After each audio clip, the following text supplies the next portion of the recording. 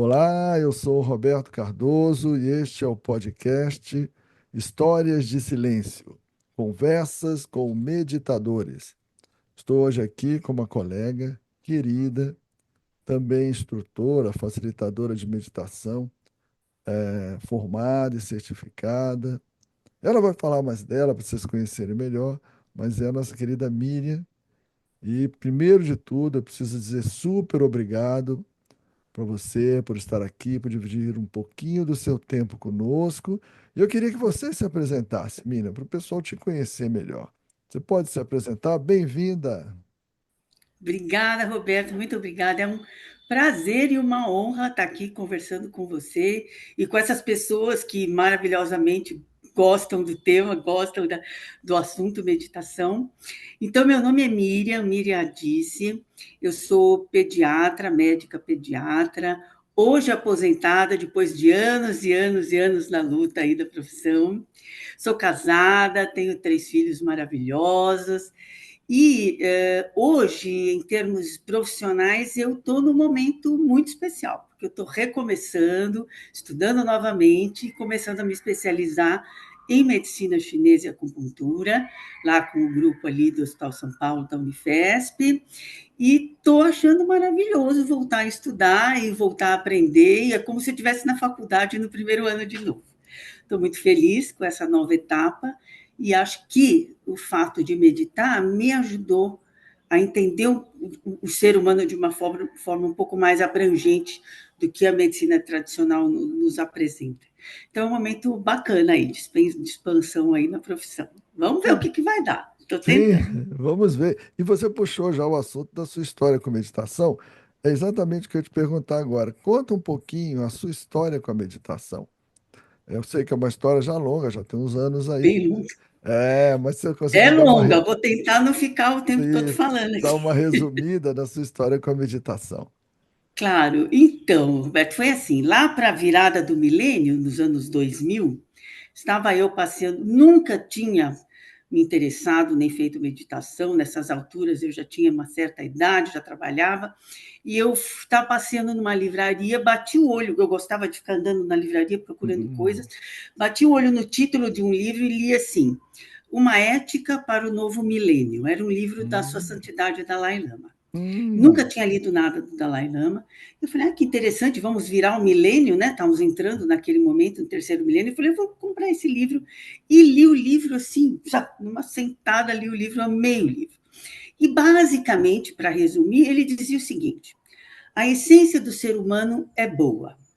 Aquilo já dá Ah. um choque, assim, porque a gente vê tanta coisa no mundo, né? Ah. De repente vira uma pessoa tão sábia e fala assim: a essência do ser humano é boa. A partir dali, eu comecei a ler muito sobre o budismo. E eu entrei na meditação através do budismo. E eu Hum. li livros, li durante 5 anos.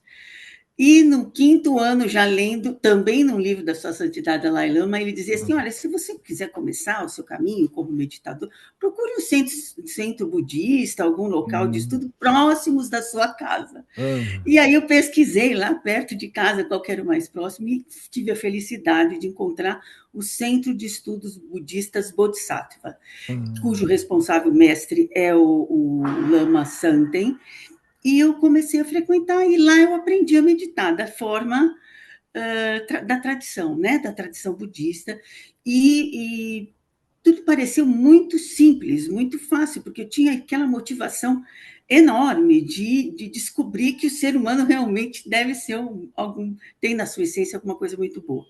E assim eu fiquei, aí eu comecei a meditar bastante, aí é lógico, né? O caminho não é sempre aquilo igual. Às vezes a gente está meditando mais, às vezes está meditando menos, mas a partir daí eu segui meditando. Né? Então, a minha história começou numa livraria, Que bem diferente bacana. do que muitas pessoas. Não, não, isso é bacana. Isso é bacana. E a gente fala muito de benefícios, a literatura fala muito de benefícios, e para você, a Miriam, que benefícios você viu com a meditação? Para você, se você falasse uns dois, três maiores benefícios que você teve, o que que você contaria para gente? Olha, quando a gente começa, principalmente através da tradição, de uma tradição como o budismo, a gente não está nem percebendo que está tendo algum benefício. Você está ali praticando, mas sem dúvida, eu acho que o maior benefício é aquilo que você trabalha o mundo interno, meditando, você trazer para o mundo externo. E aí a sua vida vai ficando mais fácil, tudo vai ficando, tudo vai se encaixando melhor. Então, a sua relação com o mundo, a sua relação com a sua família, a relação com o trabalho. Então, o desenvolvimento dessa Uhum. ligação maior com o que está você entendendo melhor você pelo lado de dentro, você acaba refletindo isso pelo lado de fora. E tudo acaba se tornando mais fácil. Então, tem uma certa tranquilidade, um certo destemor, uma Uhum. certa a empatia, aquela vontade de ajudar as pessoas, toda essa coisa Uhum. bonita que vem quando você, mas sem pensar nisso. Depois, voltando para trás e Uhum. relembrando, falei, nossa, mas eu tinha umas coisas que eu ia que ia, achava que tudo ia dar certo. Uhum. Então, essa relação com, isso, com o mundo melhorou. A minha saúde, sem eu perceber, eu tomava em torno de 2 blisters de analgésicos por mês. Eu tinha Uhum. muitas dores de cabeça, muitas dores de cabeça. Não percebi em que momento elas deixaram, mas com o decorrer do tempo a dor de cabeça foi embora. Então, assim, não fiz para isso, não tinha a menor noção de que benefícios, Uhum. assim, muito objetivos a meditação pudesse me trazer. Porém, analisando, sem dúvida, houveram muitos benefícios, mas eu acho que a minha Uhum. relação com o mundo, a melhora dessa relação foi realmente o que compensou e mudou a história da minha vida, sem dúvida mudou. É Né? muito legal. Você sabe que eu dei o retiro esse fim de semana e num momento lá alguém me perguntou, numa palavra só, o que que a meditação trouxe para você? Um efeito final, numa palavra só. Só que eu fiquei assim, atrapalhado, né? Numa palavra só, né? Você tem que escolher uma palavra. Mas a palavra que me veio foi assim, simplicidade. Eu acho que a palavra mais, você me lembrou agora, descrevendo a sua história, a vida se fica mais simples, Sim. mais clara e a gente também fica menos complicado. Então, eu acho que a única palavra que seria uma palavra única é simplicidade, a simplicidade de viver, de lidar com a vida, de lidar consigo mesmo, de olhar para tudo e ver tudo numa simplicidade conectada. Eu acho que simplicidade é uma palavra muito, muito, muito fácil, muito forte. E você me lembrou agora, quando você descreveu, isso veio aqui. Você simplificou a vida, você descomplicou. Eu acredito que descomplicar é o primeiro passo, né? As pessoas querem complicar mais. Vou treinar, vou meditar para ser mais elaborado ainda, mas nem sempre é preciso complicar, né? E para quem começa a meditar? A pessoa que, o que que você acha que são as dificuldades mais comuns, as barreiras mais comuns para as pessoas começarem a meditar? Por que que as pessoas não meditam? Eu acho que tem 2 pontos fundamentais aí. Um, Hum, que as pessoas falam muito, mas, na minha opinião, é o menos importante. Eu sou ansioso, penso demais, não vou conseguir meditar, hum, então hoje tá bom. Esse, para mim, embora para as pessoas seja um grande obstáculo, na minha opinião, hum. não é o grande obstáculo, porque o próprio treino vai resolver essa questão de uma forma Sim, ou de outra. sim, sim. Mas o que eu acho mais complicado, e esse sim é difícil, é a gente adquirir, absorver um novo hábito. A pessoa Hum, colocar essa rotina dentro da sua vida, sua agenda maluca, porque hoje em dia todo mundo tem uma agenda maluca. E não é só uma questão da agenda, é uma disponibilidade interna. Eu acho que você separar aqueles 15, 20 minutos no dia e tornar isso um hábito real, efetivo e diário, essa, para mim, é a maior dificuldade. Agora, a pessoa que chega daquele jeito, mas está meditando todos os dias, já dá uma hum. certa tranquilidade. Ah, tudo bem, isso, ela vai chegar lá, isso vai passar, tudo bem. Mas a determinação de estabelecer o hábito, um novo hábito, não é fácil para nenhum, não só para meditar, para qualquer hábito, né? A gente, aquelas pessoas todo mundo paga academia 3 meses, só vai lá depois de três Isso, meses para cancelar. isso. A gente tem dificuldade de trazer novos hábitos para a vida. Essa eu acho a pior, a dificuldade maior para quem Exatamente. está pensando. Exatamente. Eu vi uma piada outro dia que a pessoa dizia: Olha, eu estou há 6 meses pagando academia e não aconteceu nada comigo, com o meu corpo. Acho que amanhã eu vou lá para perguntar o que está acontecendo, que eu nunca Pelo fui. menos para ir. É bem assim. Isso é difícil.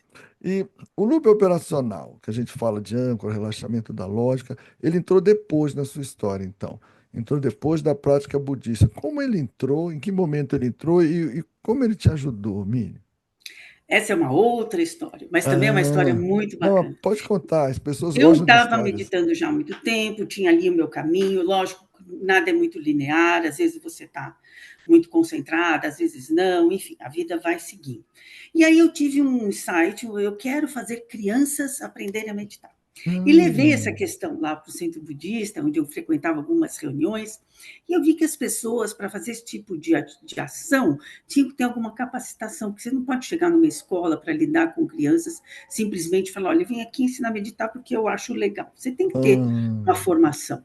Aí eu fui procurar, dentre os locais próximos da minha casa, aham, e sim. assim, procurei lá na Unifesp, que eu sempre estou de olho nos cursos lá, já fiz dependência química lá também, e eu Uhum, achei, então, o curso de facilitadores do professor hum, Roberto, e corri lá, antigamente era presencial, eu corri lá para fazer inscrição, quando eu cheguei lá, tinha fechado no dia anterior. hum, Aí eu fiquei com aquela cara de decepção, e uma pessoa maravilhosa ali do local falou: olha, não fica assim, tem uma moça muito boazinha, muito simpática, chamada Lili, ela Lili. vai dar um jeito para você. Era a Liliana, né? Hum, Aí eu falei assim: ai, não, me dá o contato dela. E a Liliana, de fato, fez que eu fiz contato com ela, ela me ajudou a fazer, então, o curso de facilitadores lá no seu curso, graças a Deus que deu tudo certo e eu fiz o curso. E aí foi uma surpresa incrível. Eu acho que eu cheguei a lhe dizer isso ali durante. Você não vai lembrar, isso foi em hum, 2017. Como você conseguiu simplificar, tirar tudo, hum, ficar só com o denominador comum ali, que é a hum. descrição e o entendimento do loop operacional. Que a coisa tão simplificou, né? Juntou tudo numa coisa só. Aí ainda lembrei assim, parece aquele professor de matemática que pega aquela equação enorme, Hum, corta, corta, corta, corta, corta, e no final fica tudo muito simples. É isso, ficou sim. simples. E eu achei bárbaro, achei sensacional. Fiz o curso, pratiquei como todas as pessoas que não tinham nunca praticado, Uhum. fiz todas as técnicas, 3 meses lá uma, depois fiz 6 meses outra, e achei aquilo sensacional, porque assim, tudo cabia. Se você vai pegar uma recitação de mantras, onde Uhum. você vai repetir, e a hora que vier um pensamento, você volta para aquele foco, tudo encaixa. O zazen encaixa, o mindfulness encaixa, é uma grande inclusão. E isso eu achei legal, Uhum. porque assim, muitas pessoas chegam com histórias de meditação de várias linhagens, de várias tradições, mas quando você vai tirando, simplifica, simplifica, simplifica, a gente cai, a gente se centraliza no looping operacional. Ficou fácil de ensinar, ficou fácil de incluir e de entender outras técnicas, outras formas de praticar meditação.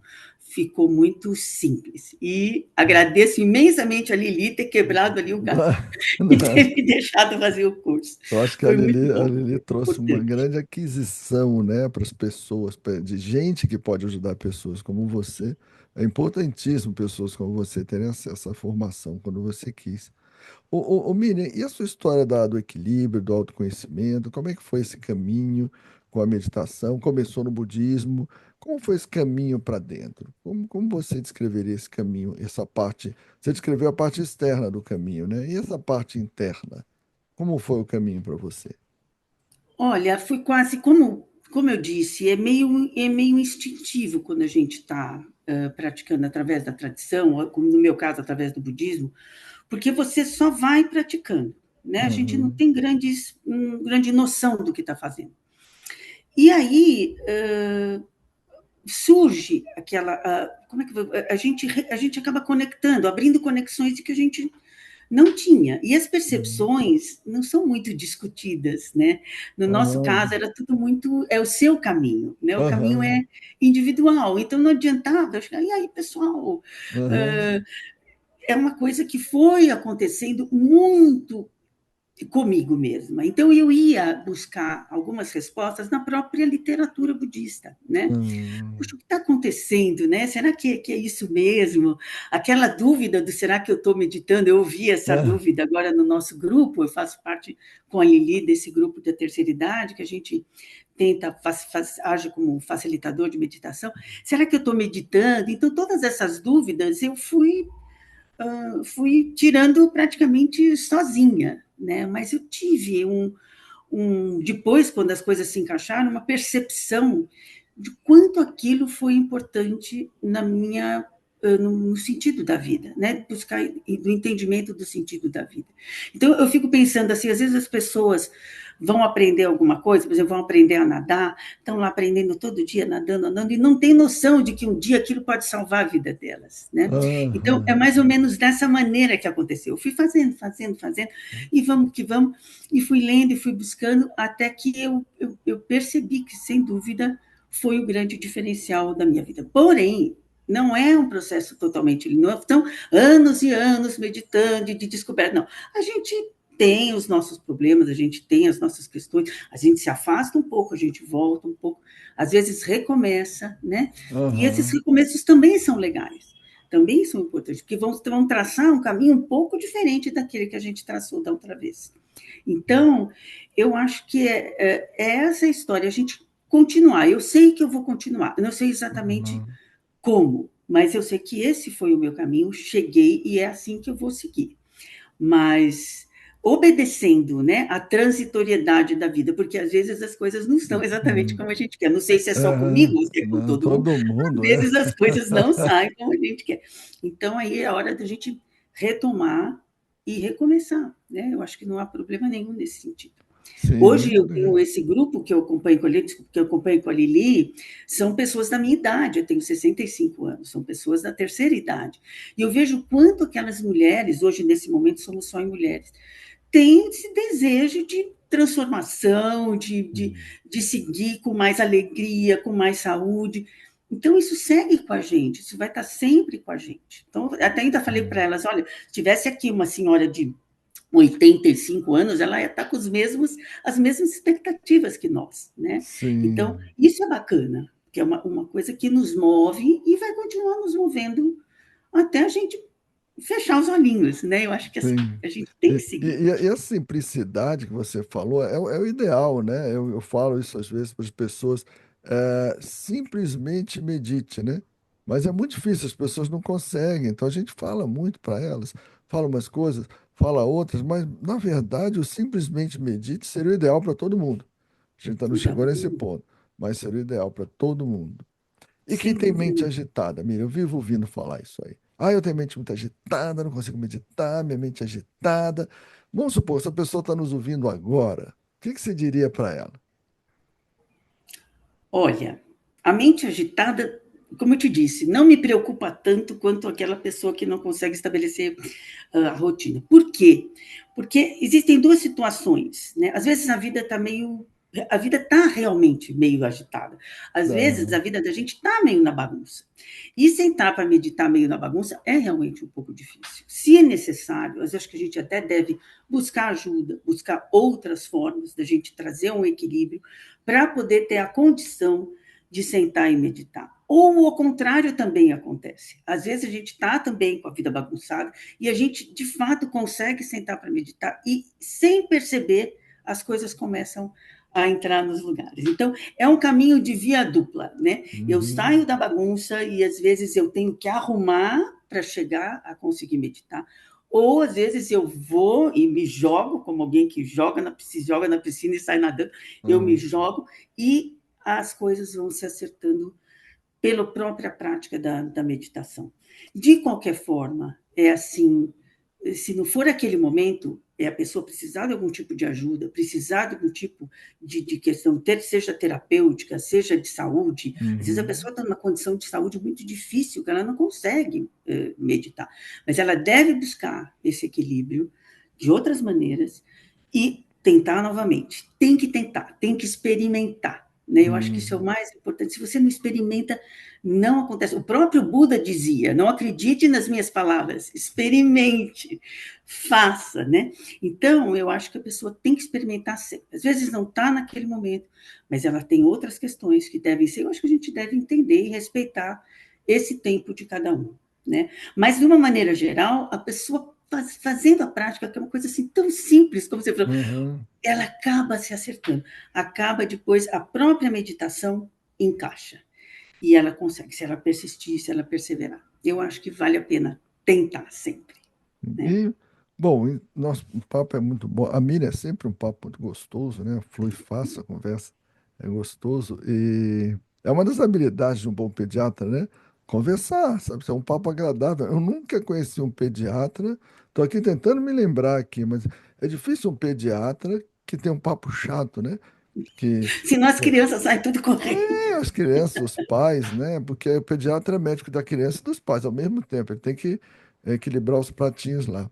Mas eu queria uma mensagem final, uma mensagem sua para quem está nos ouvindo. O que que a Miriam deixa como uma mensagem final dessa nossa conversa de hoje?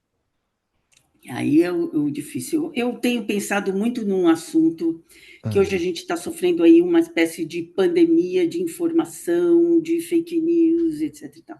E eu ouvi de um escritor o seguinte: se você não tiver um autoconhecimento bem maduro e bem trabalhado, a gente fica muito mais suscetível a esse tipo de intrusão, né? Porque aquilo vai entrando na gente, vai entrando, vai entrando. E eu acho que o autoconhecimento, você ter essa visão daquilo que nós somos de fato, né, da essência do ser humano, daquilo que nós somos, isso vai nos tornar mais fortes para enfrentar, seja lá o que vier, seja a desinformação, seja a inteligência artificial, a essência do ser humano, ela tem que ser conhecida. Eu acho que isso a gente tem que ter se dar essa oportunidade, né, de conhecer aquilo que nós realmente somos. E sem dúvida nenhuma, né, não tem inteligência artificial que vá substituir a essência amorosa do ser humano. Não tem exato. como. Então, eu acho que a busca dessa essência, a busca desse mundo interno, vai nos trazer melhores visões para o futuro. A gente tem sempre ter uma visão positiva de futuro, mas eu acho que é um caminho. Eu acho que as pessoas deviam tentar e deviam pensar também nessa possibilidade. E se for por uma tradição religiosa, se for através da ciência, como é o nosso caso agora, seja o que for, eu acho que é importante essa busca, né? A busca de Sim. que quem é o ser humano, né? Quem somos nós? E E eu quem, acho que isso vai nos ajudar no futuro. e quem sabe esse momento de avalanche de informações, esse momento do atropelamento pela inteligência artificial, pode até ser uma oportunidade, quem sabe pode até ter um grande propósito de nos levar a algo que é além da simples cognição, né? Talvez seja até uma oportunidade, o que você falou, é uma grande verdade. Miriam, Exatamente. querida, Miriam, super obrigado. Eu que agradeço. Muito bom o papo com você, muito legal. Pô, o tempo voou aqui. Isso é bom, quando a conversa é boa, o tempo voa e a nossa conversa foi muito legal. Te agradeço demais. E quem tiver a felicidade de ver esse podcast, vai ter a felicidade de acompanhar esse papo tão gostoso que a gente já teve. Vamos dar um tchau pro Muito pessoal, obrigada, querido. então. Obrigado a você. Tchau, Obrigada. pessoal. Tchau, tchau.